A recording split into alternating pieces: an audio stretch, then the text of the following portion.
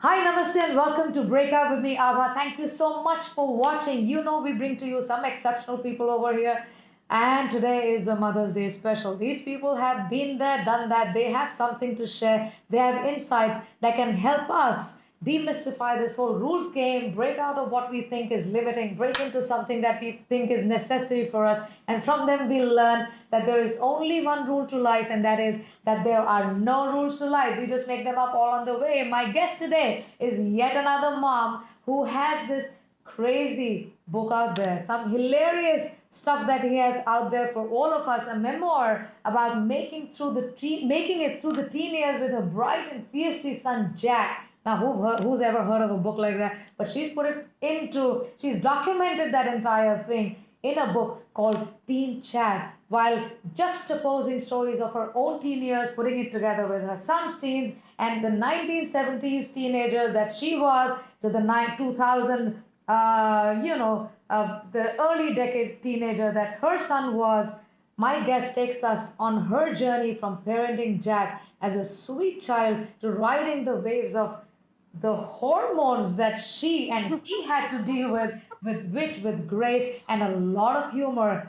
This lady is going to take us on the same ride. She'll make you laugh, she'll make you cry, and hopefully think about the deeper questions we all live with our kids. Welcome, Helen Keller. Oh, sorry, Irene Keller. I'm sorry, you're not Helen. My son said that in the morning. She said, is she connected to Helen Keller? I said, maybe. We'll ask her. Irene Keller. Irene, welcome to the show. Good morning, and thank you. Thank you for having me. Yeah, Helen Keller was the blind, deaf, and dumb woman. Yes, right. I'm Forgive me Irene for that Rubaum because my Keller. son joked with me in the morning and he said, you're doing Irene Keller today. This is on your calendar. Is she by any chance related to Helen Keller? I said, I don't know, but she might be a distant relative. We'll ask her.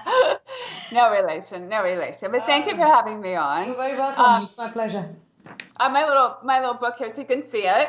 Teen Yes. Chat. Wow. It's got the little mother's high heel and the son's That's shoe. that's a great cover. That's a great cover. Thank you.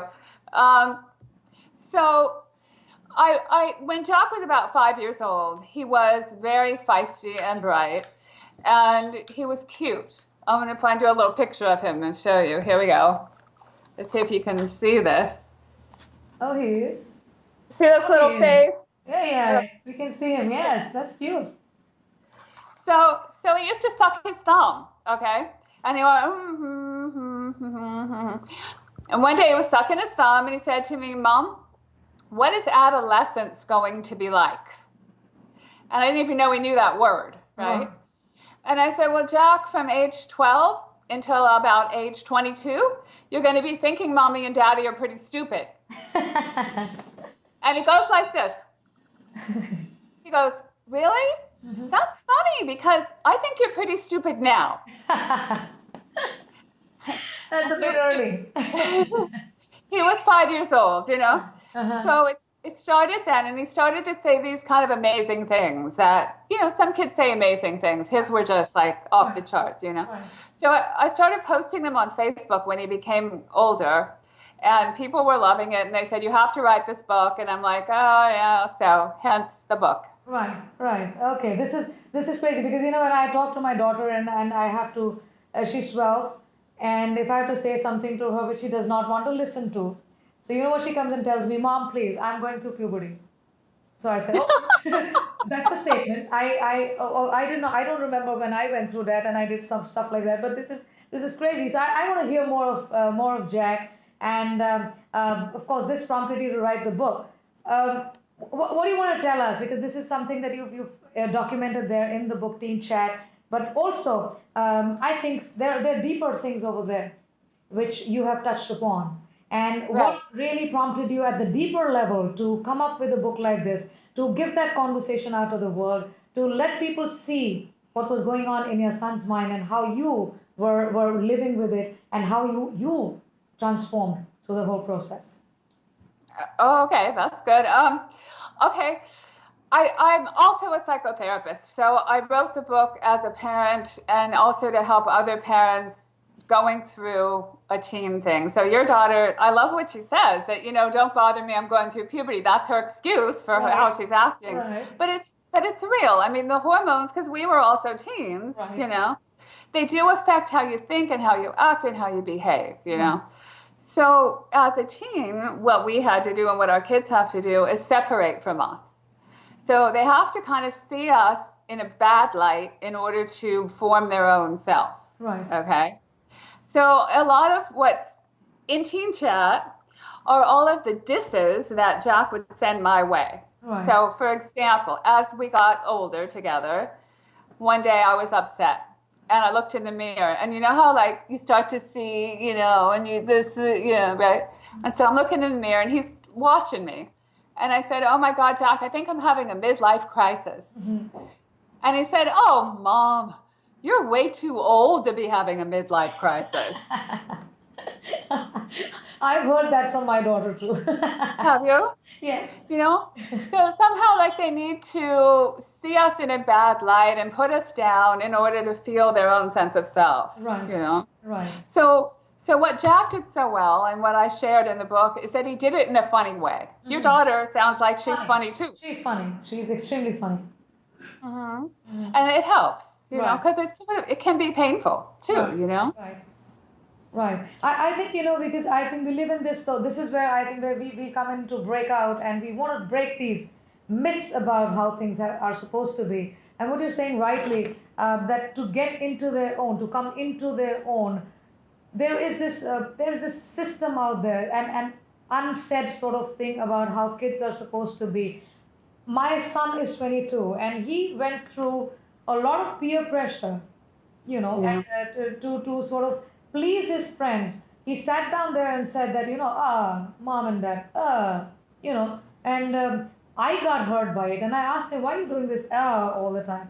And he said, I don't mean it. It's just, I don't mean. I said, then when you do this you don't mean it, but I watch it. It's affecting your mind. You should watch what you're saying, and you don't. But this is how they. And he turned around eventually. He just came back to the point where he understood that to show his independence, to build himself, he doesn't have to bring anybody down. So that was a great transformatory sort of thing that happened in my life with my kids, and all the time that they sort of tried to be, what does she know? What does mom know? We know better. Right. And this is what I think they learn through peer pressure. They learn through the way they grow up in society that they have to do something like this. Right. It's okay to do, and I keep telling them it's not okay. But eventually, you're learning to bring yourself up by bringing something down, and that's not good. So I think Right. my huge lesson with my kids, and I'm sure some stuff like that is there in your book. So give us a couple of instances from your book of those key conversations with Jack that we can laugh at and we can sort of relish and we can enjoy right now. Right now. Okay. So, yes, there's like themes. He used to like to tease me about being fat. Okay. But I'm not fat. Uh-huh. So it just a way to tease. Right. And being old. So old and fat were good. Right. So I took him with me once to See's Candy. Do you have See's Candy Right. where you are? Yes. You do? Yes. Okay. So it's the best chocolate in the world, right? So I used to go there regularly. I took him in there with me one time. I go back in alone after that, and the guy working there says to me, "Was that your son?" And I said, "Yeah." And he goes, "How old is he?" And I said, "Oh, he's 14." And he goes, "Really? He looks older than that." So I tell Jack the story that, John had said you looked older, and he's like, "Oh, well, Mom, I must get that from you." Okay. Looking older than you are, so that kind of thing. The part in the book that I want to tell you about and that I want people to know that I hope is helpful to other parents is that it's all improvisation. parenting. Like, there's no real rules. No one's there watching. No one's telling you, you're doing a great job, Abha. That was the right thing to say in that moment. Right. We don't know. Exactly. You know? We do the best we can do, but we don't know until they're grown if we did okay or if we screwed up or you know. True. So I think that feeling as a parent of not knowing if we're doing okay or if we're doing right or what is normal. Right. Don't you think? Yes, absolutely. Absolutely. And I think from that age group that you're talking about, teens and, that phase of puberty, adolescence, for a couple of years, I think maybe for 4 or 5 years, they feel unproud of parents. They are almost embarrassed at that age. They don't want moms to be in school. They don't want to be seen with their moms. They don't want to be seen with their dads. And, there were times that I used to, I'd pull my hair off and say, what's your bloody problem? Why do you do this? And I think it's their own way of building themselves up to get their independence out there. So it's a great thing that you just said about improvisation. There's no finality to what's going on. It's an ongoing process. And what did you learned this through your own process of being with Jack and growing up with him? Yeah. What else do you think?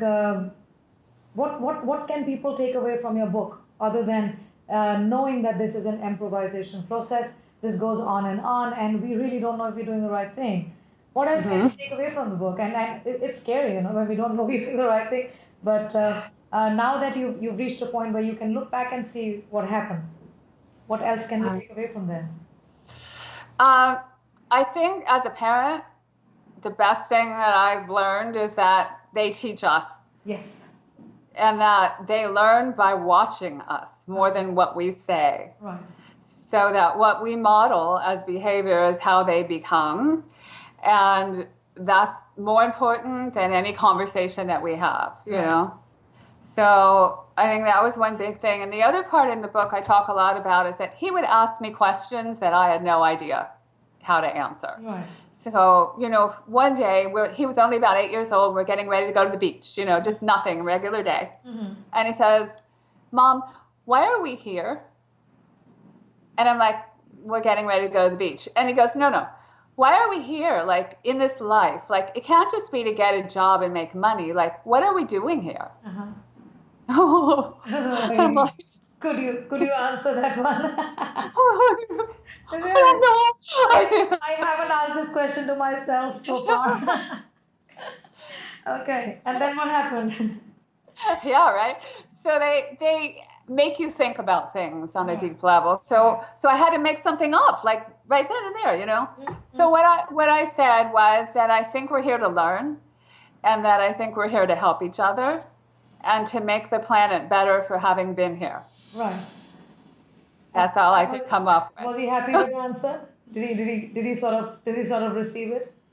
He seemed to like it. Yeah, he seemed to get it. And then we were off to the beach, and that was that. So I think kids are so full of stuff, and they come up with things at such strange times. You don't expect things to coming up at you going out there for fun. You believe in the same way that they are having fun, but I think they're always in their own little world, and they bring out these nice fancy questions. I get so many of them day in and day out with my daughter, and 2 days ago she's asking me, we are always what was that? I mean, we breastfeed earlier in life. Why don't we breastfeed later? I said that's called sex. Just shut up. It's not breastfeeding, right? So she's like, she comes up with these funny, and she's laughing. She's laughing away because she says we talk all kind of crap in the class, and they believe it's teen talk. Either as a parent, I can reprimand her and say this is wrong, or I can just listen to her and explain to her what part of it could be wrong and what part of this is the improvisation that we have to do every day, right? This is what you're talking about. So what parenting advice what do you advise you talk about in the book? What kind of stuff can we take away as a parent of a teen? Okay, so it's temporary. That's one thing. Yes. That it might get really bad, but it will pass, and it's going to be worth it. Right. That's one of the biggest things. Before I got pregnant, I didn't get pregnant till I was 38. I sort of waited, and before that, I asked people, like a lot of people, if it was worth it. People that had kids. Okay. And we would go up to people like at the mall that had little babies and just say, should we have a kid? Like, is it worth it? Like, what do you think? You know? And everybody said, oh, it's so worth it. It's the best thing. Right. So I figured maybe there was some really rich person that was sending them checks to tell other people to have babies. Okay. Either that or it was really true. And so, you know, we took the leap of faith. And it's been really worth it. But isn't it the hardest job ever? I mean, it's the hardest job. It is. I was just recording a Mother's Day show before yours, and we were saying this is not, I mean, we say motherhood is a full-time job. I think it's a full mind, full body, full heart, full spirit commitment for the rest of your life, the day it begins. And the more we embrace it in a positive way, the better we do it, I think. And that's the kind of energy we bring into our space as mothers. So we're doing this as a Mother's Day show. What do you think as a mother? What's your big sort of learning? You asked a lot of people whether it's worth it. What do you say about motherhood now? I would say just come from love. I think that's the bottom line. Just come from love, and that realize that your child will be fine.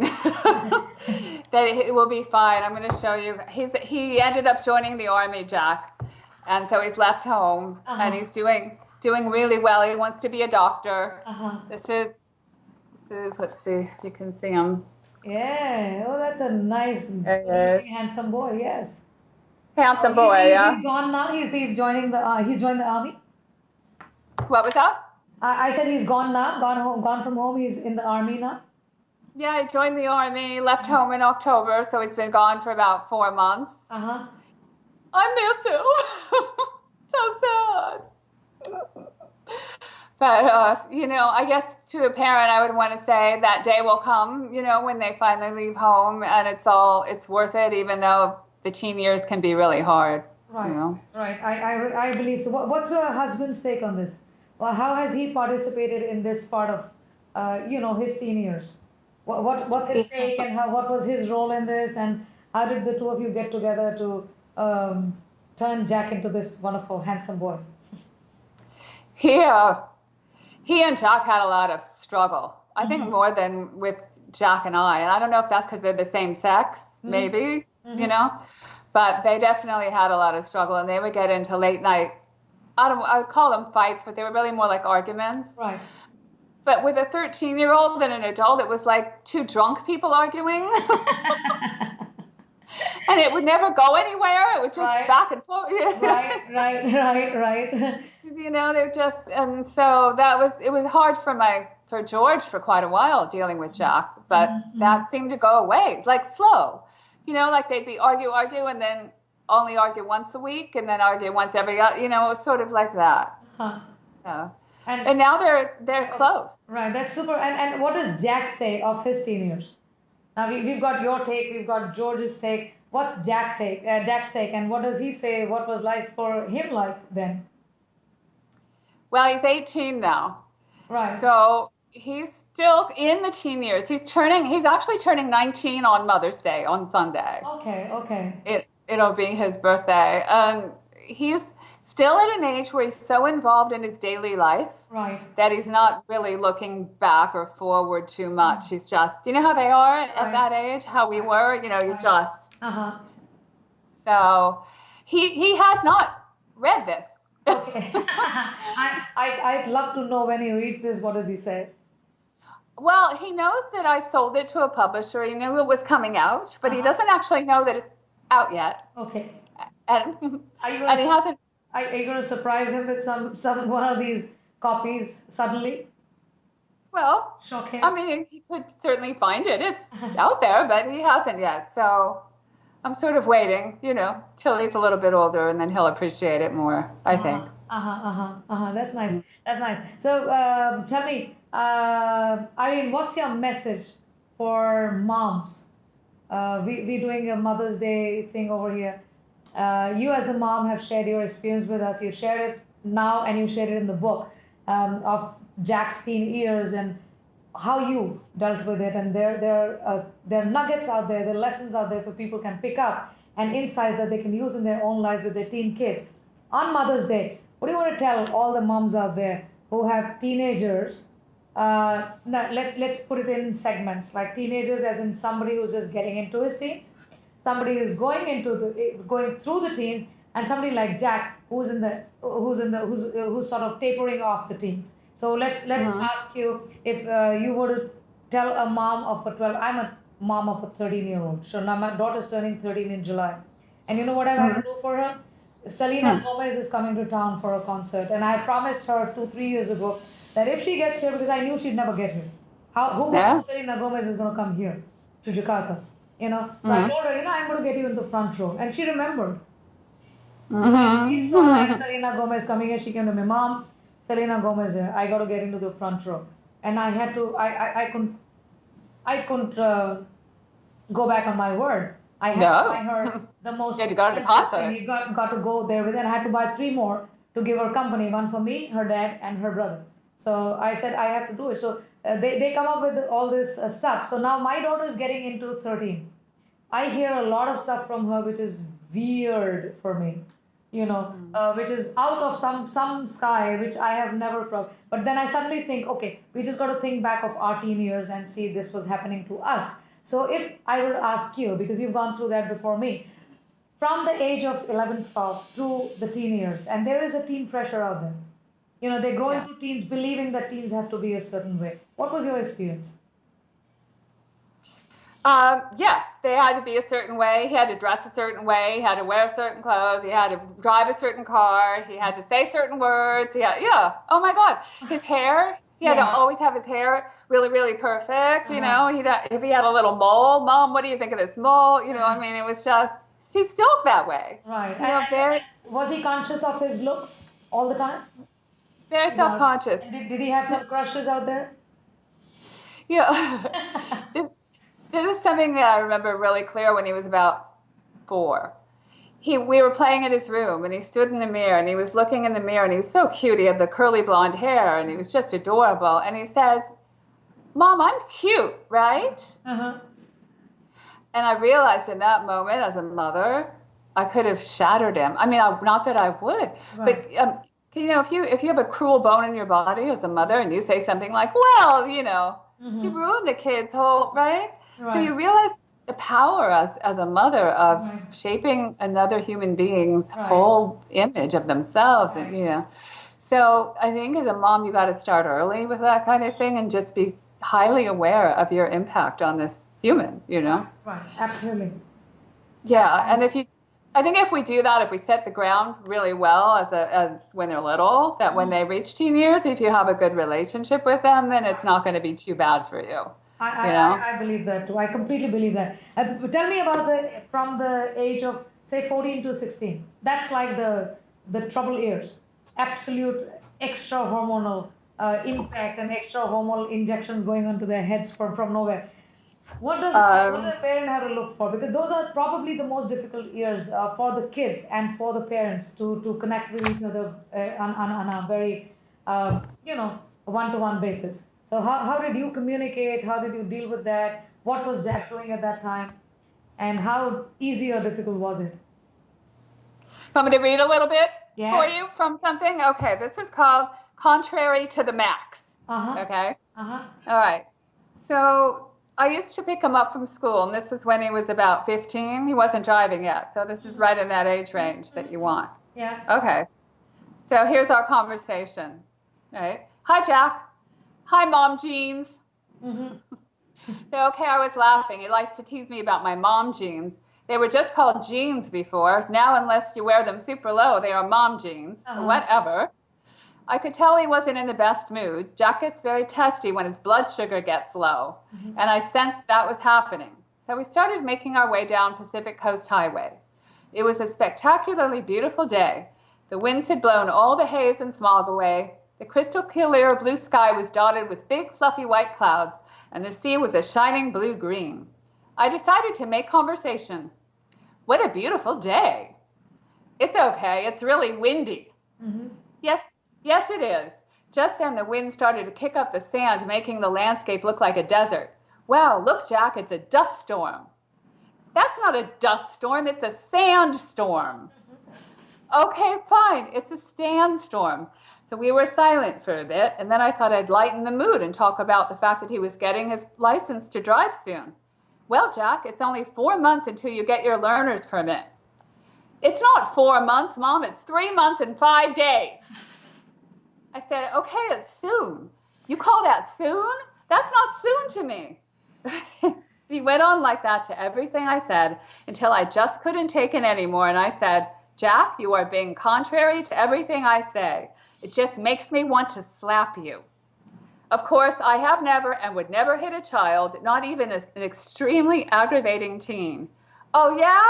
Well, that would mean child abuse and loss of custody. And I said, custody, why does that word always remind me of custard? And he said, because you're fat.